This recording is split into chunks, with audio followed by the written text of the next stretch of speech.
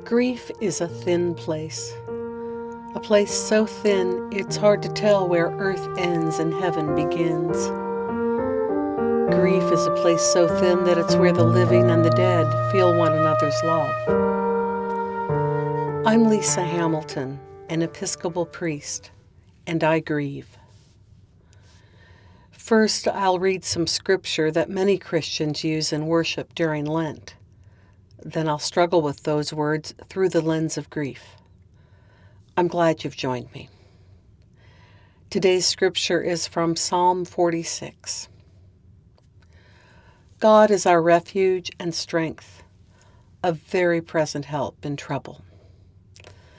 Therefore we will not fear, though the earth be moved, and though the mountains be toppled into the depths of the sea, though its waters rage and foam, and though the mountains tremble at its tumult.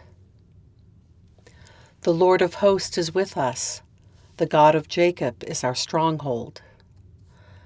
There is a river whose streams make glad the city of God, the holy habitation of the Most High. God is in the midst of her. She shall not be overthrown. God shall help her at the break of day. The nations make much ado, and the kingdoms are shaken. God has spoken, and the earth will melt away. The Lord of hosts is with us. The God of Jacob is our stronghold. My world has shaken. My world has melted away. My world has been overthrown. My first husband, Scott, died when we were 32, and our son, Teddy, was barely 2. 25 years later, when Ted was 27, I buried his ashes next to his dad's. Now, I am certainly not the only person to have experienced multiple tragedy. Far from the only wife to have buried a husband too young. Far from the only mother to have buried a child. Unlike the psalmist, I do fear and rage and even foam with the rage and fear and sadness.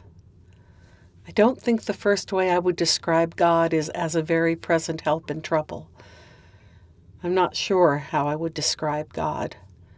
My description would change from moment to moment anyhow. I admire the people who grieve but don't seem to fear or rage. But it's only rarely that I am one of them. There's a book you may know.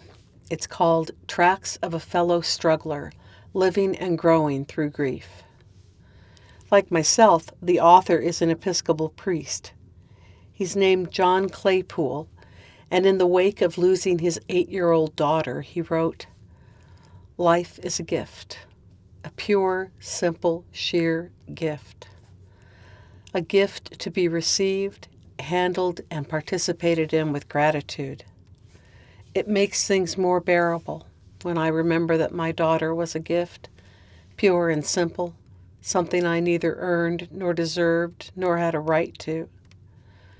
And when I remember that the appropriate response to a gift, even when it is taken away, is gratitude, then I am better able to try to be thankful that I was ever given her in the first place."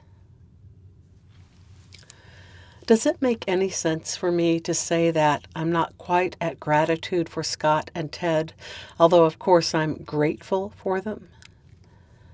It's just that I still want them here. Being grateful has come at a very painful price. I don't feel gratitude for that pain. I remember the morning Teddy and I moved from the little house Scott and I had bought, and then brought newborn Teddy home to. It was the house where Scott died. Teddy and I were moving several states away, and I surprised him with 2 stuffed animals for the trip. He loved all things Winnie the Pooh at that age, and called me Kanga. So of course I called him Roo. And it was a stuffed Kanga and Roo I gave him that morning. He was delighted and giggled that Kanga had given Roo a Kanga and a Roo. and I was absolutely floored with love for this sticky-faced 3-year-old. I believe there are moments when we realize how deeply we love someone. And on that sunny August day, a moment as clear as the sky took my breath away as I felt an arc of love between my child and me.